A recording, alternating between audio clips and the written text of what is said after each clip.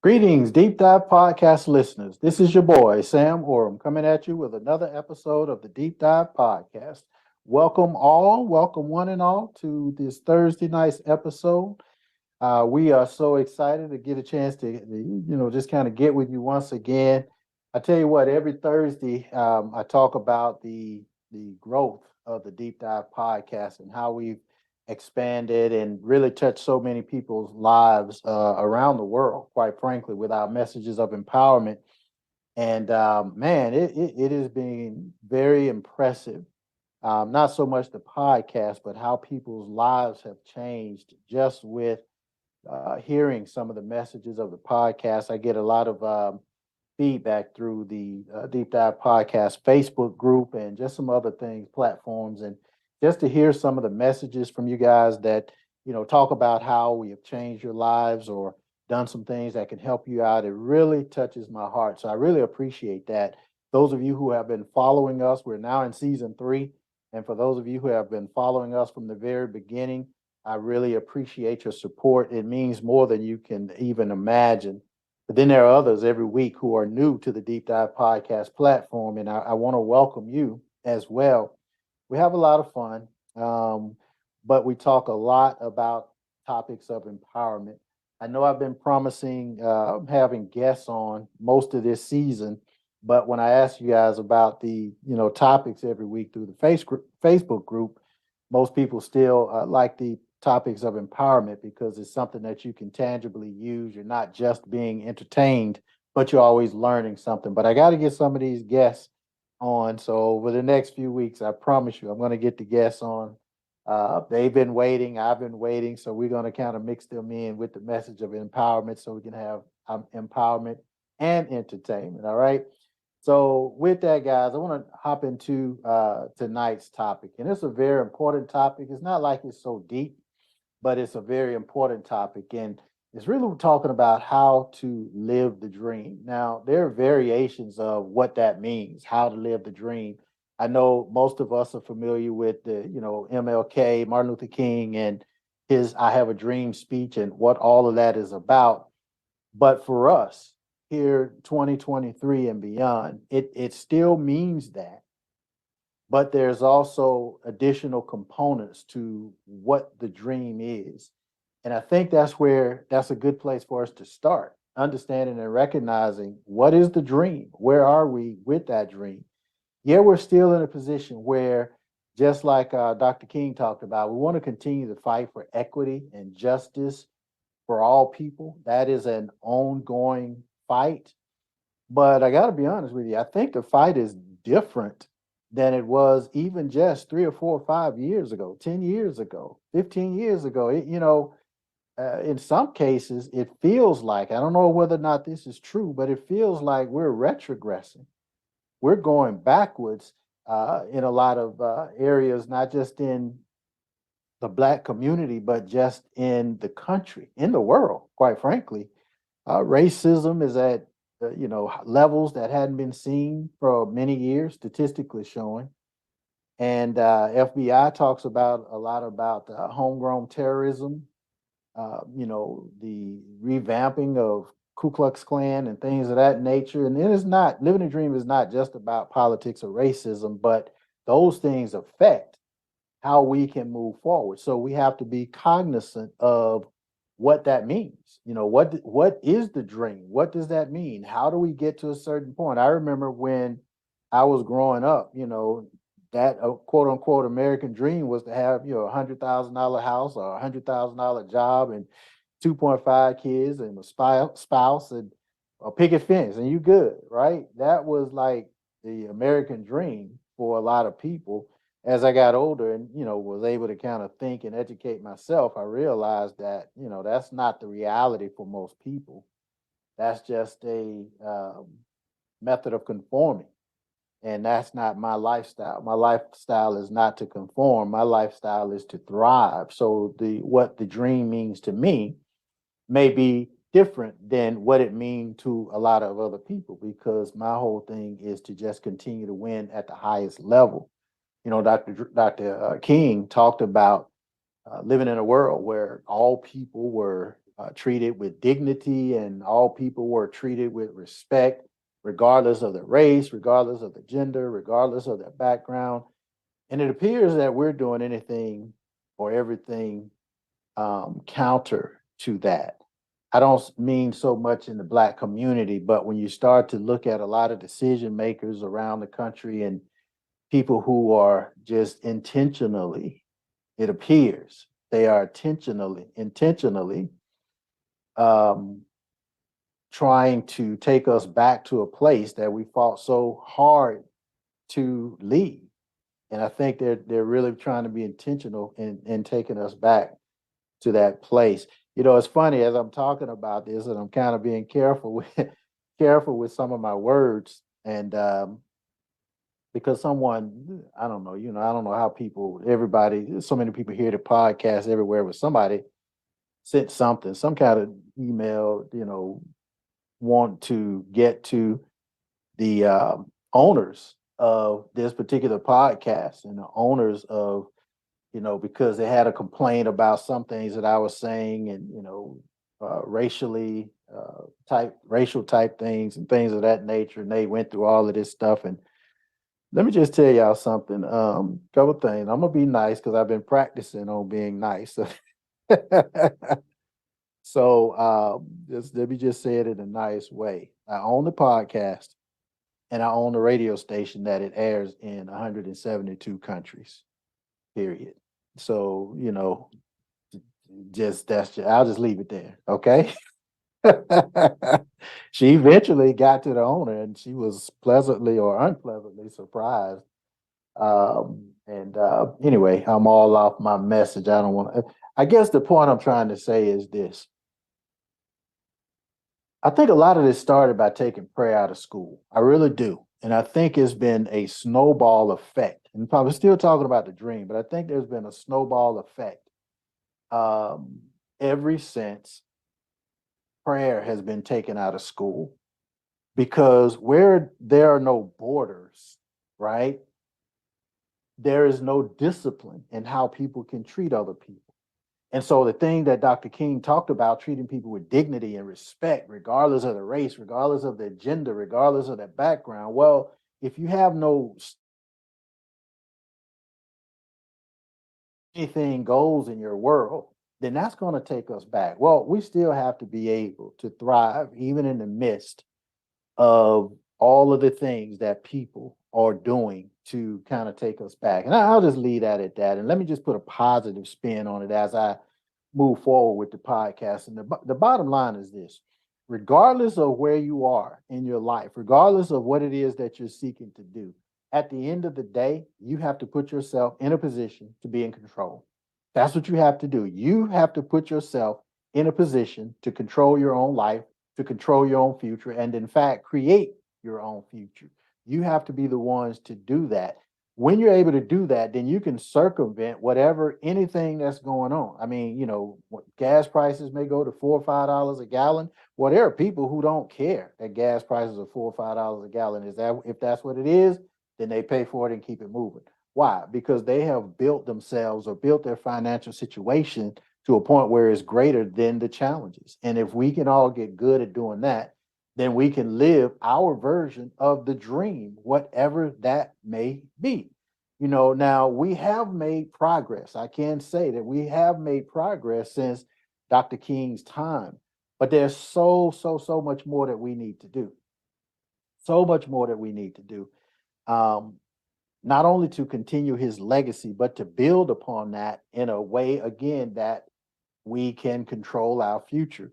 One thing that I had been a proponent of in the past is public education, even private school education. I've been a proponent of that because there is a social entity that's involved with going to a public school or even a private school where you can interact with people and things of that nature.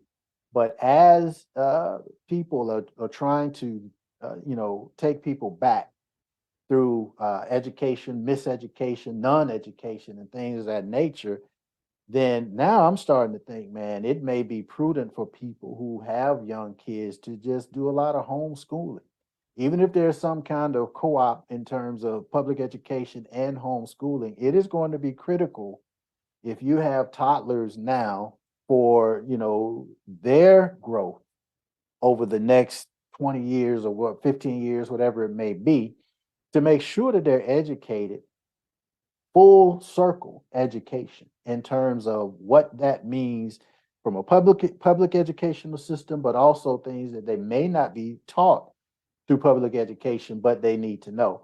Quite frankly, the entire educational system is changing because of technology, because of AI, artificial intelligence, and chat GPT and all these type of devices and apps and all of these things is changing the educational platform. And if you're smart, it's giving you an opportunity to level that playing field in terms of education, because technology, believe it or not, it has no racial component. Um, Programming of certain things, apps and things of that nature, that may be, but a technology in itself, there is no racial component. You drive in a car that was designed or developed to get you from point A to point B. There is no racial component in that piece of technology. And there are other things in AI and things of that nature that will allow you to level the playing field through education and through being able to scale your business or whatever the case may be. But here's the thing, you still have to seek that information. Part of the dream is to continue to seek information. I talked about last week overcoming stagnation. And you do that through goals and all the things that I talked about in last week's episode. If you didn't catch that, go back and take a look at it or listen to it. But at this particular point, you have to educate yourself on what new technology is. What does Fed now mean? What is this whole thing in terms of in terms of the financial industry, where cash is being eliminated and replaced by this, that, and thus? You need to know. You need to educate yourself on that so that you can circumvent and still have control of your life. That's going to be very important. One of the most important things that we can do is not only educate ourselves on technology and things of that nature, but educate ourselves and educate our kids about the issues and challenges, not just for us personally, but the challenges that continuously continue to face marginalized communities. That's Black and brown people. That's even white people who may have been subjected to whatever it may be that will not allow them to thrive. See, I'm not a proponent of race and all this stuff. I'm a proponent of humanity. I want everybody to be able to thrive, no matter who you are, where you are, race, gender, any of that stuff. It doesn't matter to me. I want everybody to be able to thrive. But the challenges come from us. How can we continue to help marginalized communities? Now, marginalized communities don't have a color, but it's typically Black and brown communities. How can we do that? Well, one, we need to continue to read books. And as I said, educate ourselves, read books, ebooks, electronic books, all of this content that's out there that's going to continuously pour into our mindset of education. Listening to podcasts like this. This is not the only one, but there are a plethora of podcasts that are very, very good podcasts that can help you grow and build through ministry, like Changing Faces Ministries podcast, or through empowerment, like the Deep Dive not only the Deep Dive podcast, but Let's Talk with Stanley Doucette, or podcasts of entertainment like the Buzz Talk Show with Kara and Carmela, and a variety of other podcasts out there. But here's the point. We have to be able to go out and seek the things that we need to make us whole. We have to be whole, whether there's entertainment, whether there's spirituality, whether there's empowerment. We have to continue to do that. So reading books, listening to podcasts, attending events, attend some events that's going to put you in a space with people who have a like mind, a like spirit, where you can engage in conversations with people, even if they have a different perspective of what it is that you see. That's okay, because having a different perspective is about growth. I tell people all the time, especially in business, because I sit on a lot of boards and I meet with a lot of business people all the time. And a lot of times I'm leading a board or a company or something to that effect. and I'll give my opinion, right? And I'm really, really careful. Well, let me put it this way. I always tell people that I'm talking to, this is just my opinion as a board member. My opinion is not the law. It is just my opinion. Even though I may be chairman of this board or founder of this company, when I'm giving an opinion, it's just an opinion.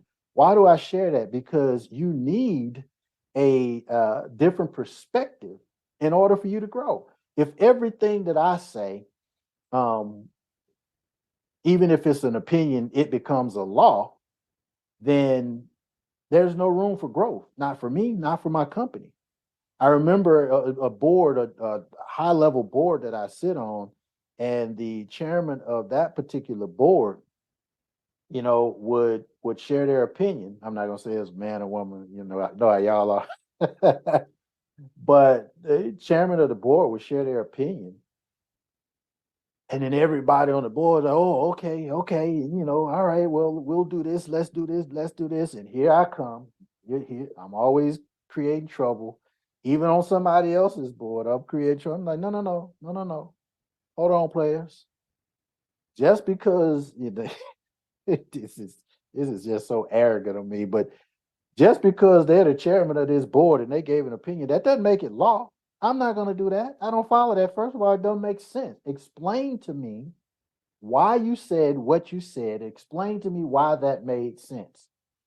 When they could not explain it to me, and I knew they couldn't explain it because it doesn't make sense, right? 1 + 1 has to equal 2. If it says 3, then it ain't going to work, right?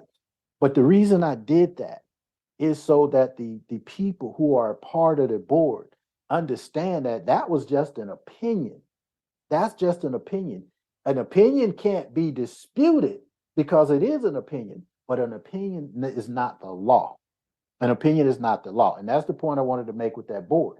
Let's listen to this opinion. We can't dispute it. It is an opinion, but let's give some color to it. So when I talk to you guys about being able to interact with other people or go to events or do things that can engage in conversation, even with people who have different perspectives, those different perspectives will allow you an opportunity to grow, and that's going to allow you an opportunity to continue to live your dream because you're continually progressing toward that dream, right? So that's important. It's very important. It's also important for you and all of us to be an ally as well as an advocate for these marginalized communities. Because here's the other thing, in a lot of communities where people have not had, I was looking at the other side of the coin now, where they have not had a proper education, they do not have the means to have a proper education. They don't even have an opportunity for their parents or relatives to do homeschooling because the parents or relatives have to work, right? They can't do homeschooling. So these people of this marginalized community may not even have some of the tools that I'm talking about in terms of educating themselves. Well, it's important for us to be allies and advocates for those people. In other words, we need to speak up for those marginalized communities. We need to do things that will help people that may not be in a situation to help themselves, even if it's reading a book to them, even if it's visiting people in the nursing home. I know Changing Faces Ministry does a brilliant job at that, and it means so much to people who they need certain things. I don't want to pigeonhole people into terms of being marginalized, but in a lot of cases, that's just people who cannot, for whatever reason, help themselves. So it's important for us to advocate for them and be allies for them. This can be, it can involve us actually being a voice, voices or platform to speak out against injustice or to speak out or to support other organizations or things of that nature that may work toward equality, that may work toward justice, those type things, and taking action to challenge systemic discrimination, systemic um, economic challenges, systemic, and I'm trying to choose my words carefully, but you guys understand what I'm saying, right? We have to become the masters of our fate. And in order to do that, that comes through growing in education and advocating for each other. Push platforms like this podcast. I enjoy the podcast. I enjoy talking to people, but when you put people in a situation where they can expand their mindset, that's part of the advocacy. That's part of taking action to change systemic, whatever that may be, systematic changes that need to take place. And so we have to be able to do that. And a good way to do it is to just, one, you have to practice, empathy, practice compassion, understanding that it's not just about you all the time, but it's about how can you advocate for other people. Remember now, we're still talking about your dream, because the stronger your surroundings are, the stronger your community is, the stronger your dream can be. Imagine having people who have spheres of influence, or means, whether they own a bank or businesses that can help you along the way with your dream. So to build and uplift them is to build and uplift you. That's what it's all about. So you got to have empathy and compassion for other people. You got to root for other people, especially if you have some type of, and this sounds a little shallow, but if you have some type of vested interest in something, then certainly you want to support it. Certainly you want to root for it. Don't be a hater. Some people hate just to hate. You don't want to be in that space. That's a miserable space to be in. You want to be in a space where you can actually, because you are fueled by giving. People are fueled by giving, even if it's just giving a smile. All right. So whether it's through volunteering, whether it's through supporting a local business, whether it's through supporting a Black-owned business, or simply treating people, everybody that you encounter, just simply treating them with kindness and respect, man, that can make all the difference in the world. It can make all the difference in the world. And we have to practice doing that. So, look, guys, never, ever give up on the dream. I don't care how difficult it is. I don't care how challenging, people try to make it. Over the next, I don't know, 20, 30 years, the reason people are so tribal right now, they're scared. People are scared. This is why they're so tribal. They're scared that over the next 20 or 30 years, the dynamics of this particular country will be different. And they're trying to hold on for dear life, no matter what that means, right? Well, that's not our problem. That's your problem. If you're fearful, then, that's a you problem. The best thing that we can do in terms of living our dream is to position ourselves in a position of strength, but then also to extend a hand, like I said, to marginalized communities, but also marginalized mindsets. Just because you think a certain way today doesn't necessarily mean you have to think that way the rest of your lives. Let's kind of each one teach one and help everybody grow. And, again, never, ever, ever give up on the dream. Don't give up on your dream. Don't give up on the dream, and don't give up on the dream of, Dr. Martin Luther King. He famously said the arc of the moral universe is long, right? But it tends or bends towards justice. So what we want to do is to think that, yeah, that arc, it is long. But if we do the things that we need to do, it'll tend to bend toward justice. You see a lot of the things that have taken place, since January 6th and all of this other misinformation.